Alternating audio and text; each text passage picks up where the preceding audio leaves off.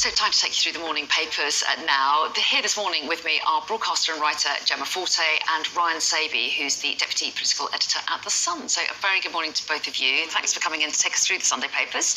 We appreciate it.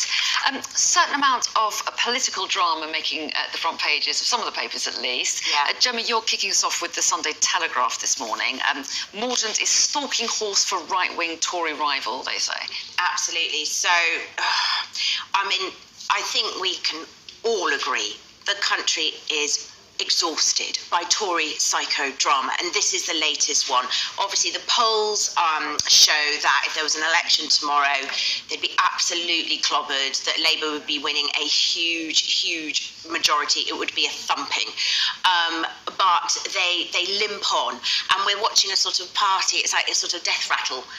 And I find it really insulting and undignified. You know, we've just had a budget where the worst off will get £49 a year as a result of that, 2p off NI, and people are really struggling and nothing works. And we're not really being governed, I feel, is the sense. Instead, it's panic in Westminster, you know, people not wanting to lose perhaps their jobs, understandable. But at this point, just if you really care about the country, put it first and call an election. I don't think there's anything they can do at this point that is going to change very much. So it feels like he's just waiting for some sort of external event. Rishi Sunak would say, I do want to put the country first, so I want to stay in charge and enact my plans. It's because he's That's so what he would popular and he's doing so well. Well, he has got a problem, hasn't he, within the party? And how much credence should we give to these plots that we read about? And this one that over the course of the weekend has been suggested is focusing around Penny Mordaunt. What are you hearing? I think there are certainly cabals. There are people who want to see Rishi Sunak unsettled, and I think they just want to sort of create a certain amount of unease in the party because so it's not an actual realistic plot then, you think, to put Penny Mordaunt in the run-up to the election? I don't think so. One of the reasons is I don't think whether she wants it or not. Can you imagine taking over a party going into a general election knowing that you're probably going to lose massively? This could be the difference between losing by 220 seats or 180 seats. You know, it's that sort of margin. Because that line comes out in the Observer, doesn't it? That her supporters are saying this isn't being driven by her. It's not necessarily good for her because she'd be seen as the person who plotted to take down the leader. Is that absolutely? And you've got Jacob Rees-Mogg, who said this would be absolutely madness. David Davis, who's been a long-time supporter of Penny Mordaunt, says this would be bonkers to go through with this. So I think they're just saying to stand back. We're just going to have to go through to the election with Rishi Sunak. Can you imagine what it would look like to the public if there were another change of Prime Minister within this Parliament? I don't think the public would wear that. And the flip side is that the public could punish the Conservatives for changing again.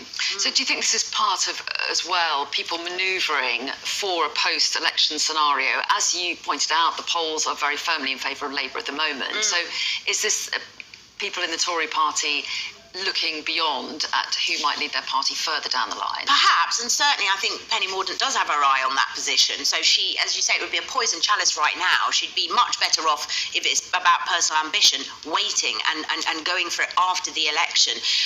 But, I mean, yes, such a poisoned chalice. But as I say, I think the country deserves better. I really, really do. And also, Penny Mordaunt is interesting because she's on camera as having been very supportive of Liz Truss.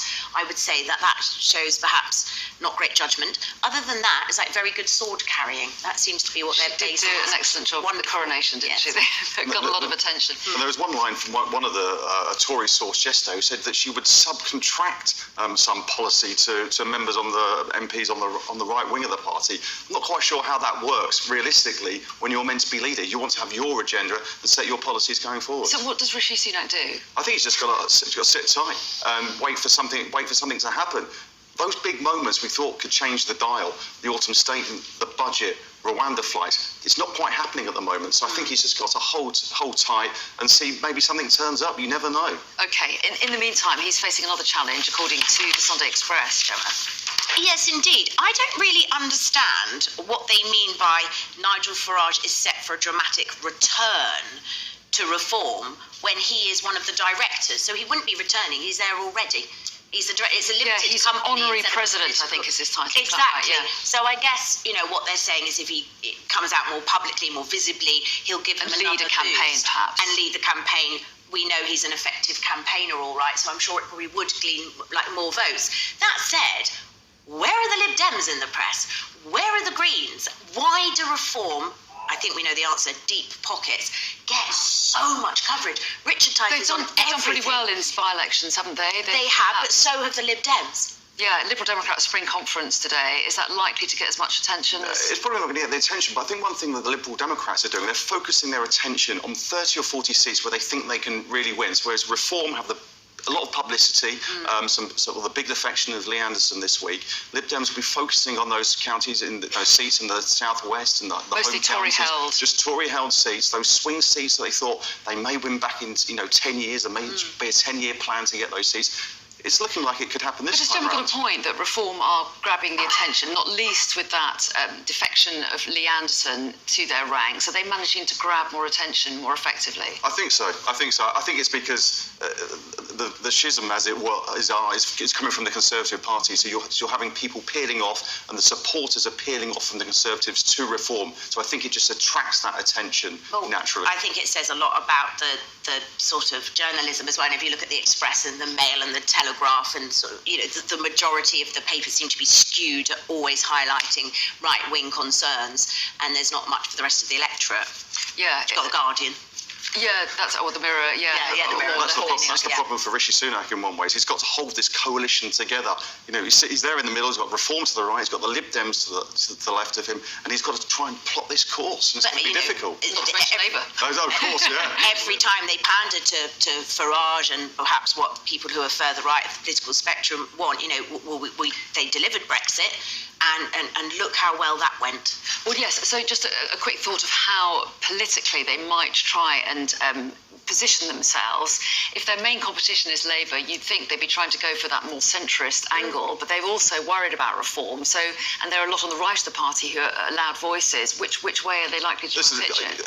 All political strategists will tell you you win and you govern from the centre, so you think you'd try and occupy that centre ground. You may lose some votes to Reform, but I think you have to go for that centre ground. It's the way, when New Labour governed, it's where Cameron came in. I think that's what you have to do. Very quickly. I just go back to the point, though, that meanwhile people are having a terrible time with the cost of living and with not being able to access medical care and this, and I just think, come on now.